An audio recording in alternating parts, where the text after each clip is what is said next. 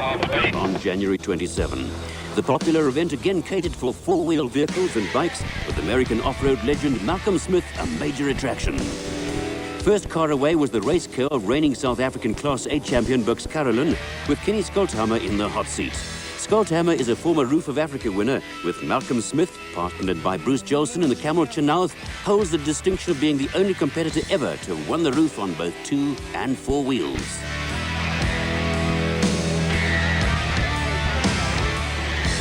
Ahead of the competitors lay 4 tough laps of a 78-kilometre circuit, with the pumped-up Carolyn expecting stiff opposition. We're going to have a hell of a dice. There's Derek and Yates and obviously Malcolm, Stratford in the truck. Hopefully we can blow them off. That's why we're here. We thought we couldn't win, we wouldn't have come. Smith is an off-road legend, but like Carolyn, was anticipating a closely fought affair. Robin Yates and Derek Pinoy also held similar views. Well, I think that it's going to be a tough race. There's a lot of good drivers here now and a lot of good equipment, and I'm just going to try my best and see what happens. You know, we're starting off in a good position. Car's good. Navigator's one of the best around. First time he's been in one of these cars, so that helps a lot. The competition's tough. It's not going to be an easy win today. You're going to have to work for it.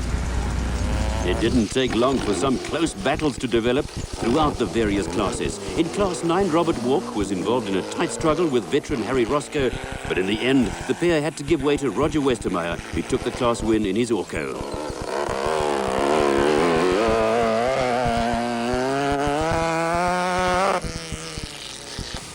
Craig Draper, son of off-road personality Linton Draper, was also quick to show his paces.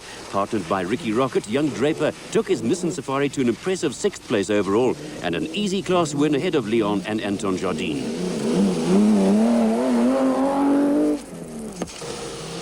Johan Skeepers, better known as Paw Paw to his many friends in powerboating in the stunt world, took 2nd place in Class 4 with Hannes Joubert doing the navigating. The Jardine brothers were a comfortable 2nd in Class 6, but in the ultra-competitive Class 8, which included the big guns in Smith, Carolyn, Yates and Pinoy, the John Lambert and Eric Scholz pairing found the going a little tougher. Rick Mulder and Jaco van der Linde made a steady start to the season with a 3rd in Class 6 and again looked like emerging as a consistent threat. Petrol. Yeah, open up their back there. Okay. Bruce, join some of the water. Here comes the next car.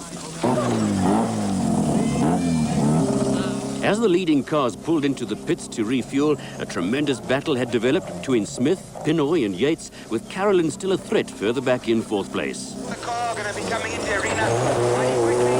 Smith and Jolson were the first away after the refuel, but with the event making use of a seeding system, the pair had to finish 30 seconds ahead of Pinoy and Jack Purchase to make sure of winning on corrected times. With this in mind, the scene was set for a thrilling finale over the final lap. Malcolm Smith knows he's both in the Supercross circuit together.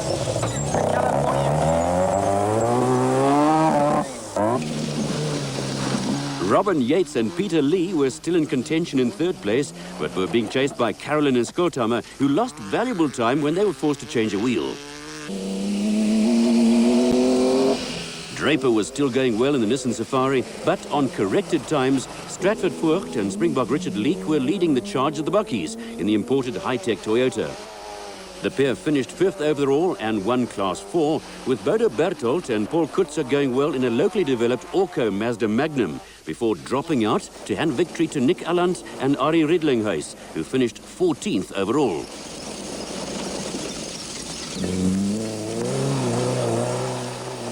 Alfred van Vuren and Piet Pelzer took their Toyota Hilux to victory in Class 5, ahead of Alex Vowles and Dirk Voigt, with Audrey Rutz and Carlo van Wyk coming through to win Class 7. Former track racer Peter Pumfai and Martin Spencer were 3rd in Class 2, with a pair of quad racers adding a little extra to the event. Alland and Redlinghuis in the Toyota, previously campaigned by Bill Angus, were the only finishers in Class 3. Francois Stander and Leonard Creer pushed Jan van Wyk and Frans Dekker all the way in Class 2, with Henny de Villiers taking an easy win in Class 10, where there were only 2 finishers.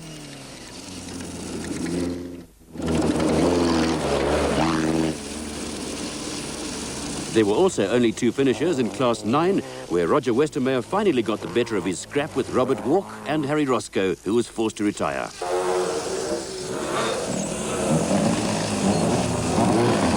At the head of the field, the battle between Smith and Jolson and Pinoy and Purchase continued, with often only meters between the 2 cars.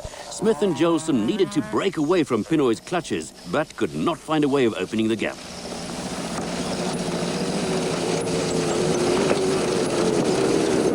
Suspension problems put an end to the race for Niels Eriksson and Flip Coetzee, with Vickers van Deventer second to Andries Pienaar in the quad racer section, with both finishing in the top 10. At the finish, it was a hard-charging Malcolm Smith and Bruce Jolson who were first into the arena in the Chernath, owned by race organizer Klaus Degener. But right behind them came Derek Pinoy and Jack Purchase. Only seconds separated the 2 cars as they crossed the line, with the victory finally going to Pinoy and Purchase by a mere 21 seconds. Robin Yates and Peter Lee came in third, with Bucks Carolyn and Kenny Skolthammer in 4th place. Coming down. Congratulations. Tell us all about it. Well, we caught Malcolm 2 or 3 times right behind him, but he's so good, he never goes off the line. We just couldn't get past him, and it was fantastic. The whole lap, he was always there, we just couldn't pass him. I just got flat beat today. On the bike front, another close contest was on the cards. It's going to be hard racing the whole race. If it rains, I'll be glad. It will make things much easier. So we'll just wait and see until this afternoon. Patrick Andrews, having his first outing for the Winston Yamaha team, was 4th in class and 6th overall in an encouraging start to the season. Top star Jeremy Davies was to have an unhappy start to the year, with Gary Peterson, another of the fancied riders, destined to drop out of the race.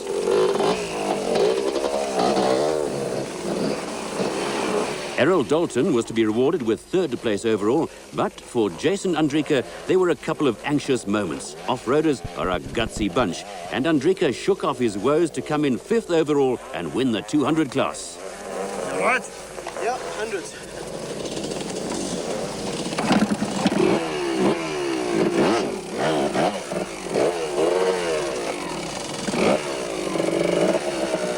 Need longer legs. An unusual touch saw the bikers bring the railways to a halt, with the train being delayed while the field streamed over a crossing in the middle of the bush. Out in front, Willie Ireland was going like a train, and there was plenty of activity as riders made their pit stops. Water, Caroline? Yeah, Heinz. But slowly.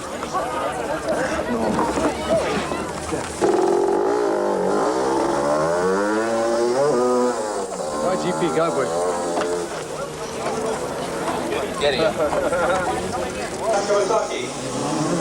Roof of Africa winner Alfie Cox was also going well, but for Jeremy Davies, it was the end of the road. Injured in a practice fall, Davies was finally forced into calling it a day. Austrian Heinz Kindergartner, a former world motocross champion, was also out of the running. In the second lap, right in the beginning here, I hit a stone and he broke my chain and it was impossible to repair it. What prompted the retirement? Yeah, I hurt myself yesterday and it's a very tight season this year, so I'd rather stop and let them heal. It's just the heat and everything's shaking around. I couldn't really hold on the handlebars properly, so I decided to pack it in. The powerfully built Davies this year joins Ireland in the Greenib KTM team, and he had the satisfaction of seeing his teammate, riding a 300 machine, finally get the better of Cox, who was on a 250 Kawasaki.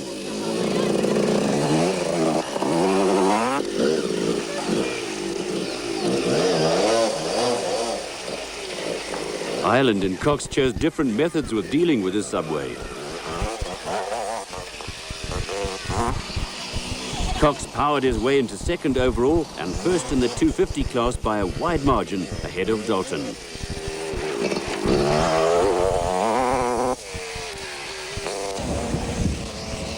Motocross ace Carl Prestwood, on holiday from England, where he is based during the British season, showed his talent by coming home 4th overall and 3rd in his class.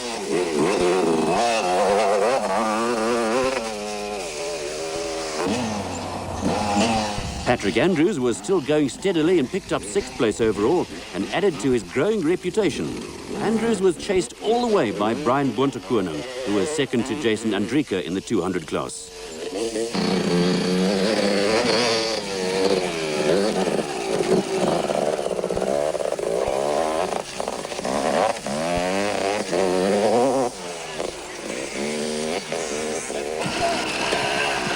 Another former motocross star, Springbok Russell Campbell, took his Winston Yamaha to 9th place overall and was 5th in the 250 class.